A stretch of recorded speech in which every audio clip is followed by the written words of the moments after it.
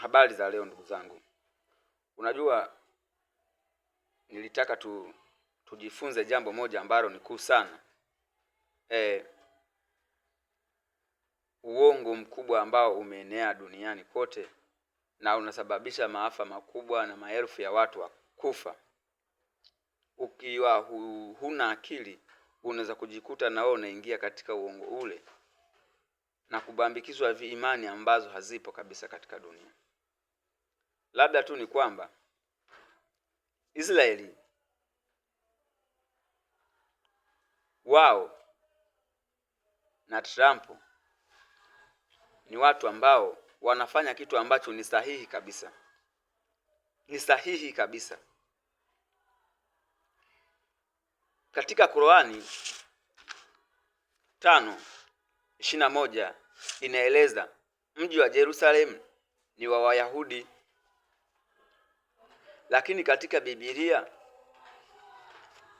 katika kitabu cha Zaburi 48 inazungumza mji wa Yerusalemu ni Wayahudi, na ni vitabu vingi sana vinavyozungumzia kwamba mji wa Yerusalemu ni Wayahudi.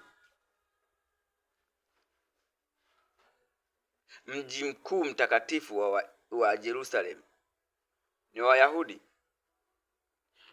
Waislamu kulingana na Qur'ani mji wao mkubwa ni Maka na Madina, miji miwili ndio miji mitakatifu. Ni sawa kabisa. Na ndivyo Qur'ani imeelekeza. Mungu wa Qur'ani ameelekeza mji wao mkuu ni Maka na Madina. Ila pia Kanisa Katoliki mji wao mkuu ni Vatican City. Sasa utashangaa kwamba kuna hawa wanaojiita magaidi. Mimi sisemi Waislamu ni magaidi. Maki kwenye Uislamu kuna Uislamu wa kweli na watu ambao wanadhulubuni vijana na kuadharisha makundi ya kigaidi duniani.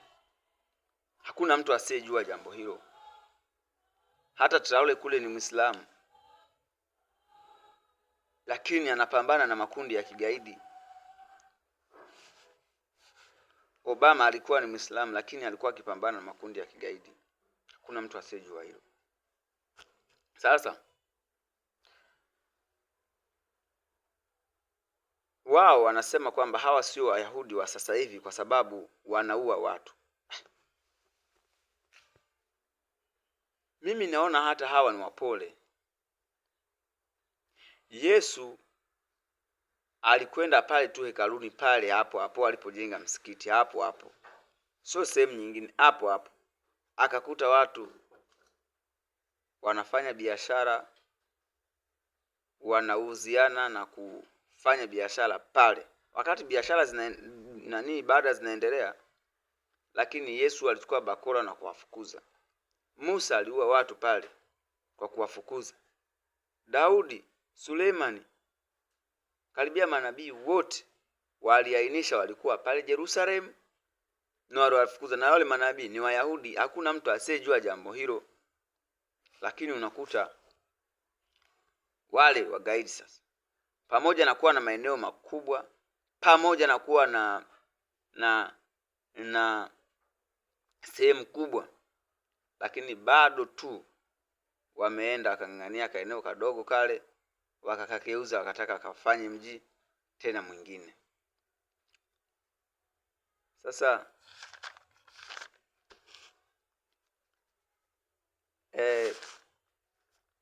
unajua ile Israeli Mungu anaitetea kwa sababu ni nchi ndogo inayodai haki yake katika nchi kubwa.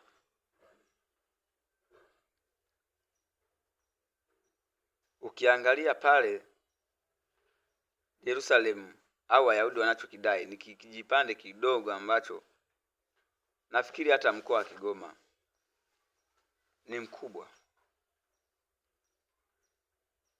Lakini wamepandiwa chuki na stori za uongo na kuonyesha kwamba wao ndio wakorofi.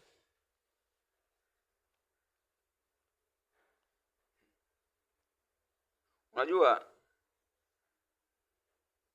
hawa magaidi hawana busara.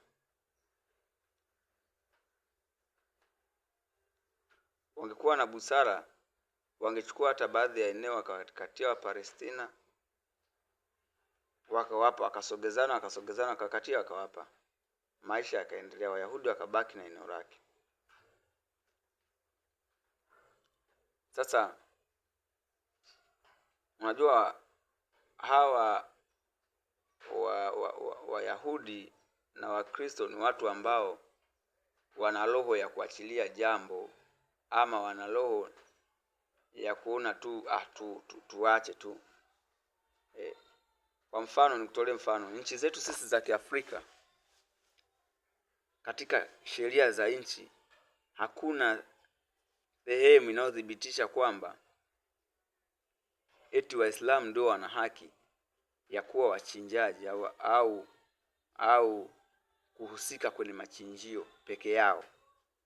Ni busara tu ilitumika. Sasa unaweza kukuta kuna kizazi kinaweza kikaja mbeleni kikawa kinadai haki yao na wao ya kujichinjia, lakini ukashindwa, ukakuta magaidi wanaanza kulalamika, wanaonewa. Lakini hizo ni haki za kimsingi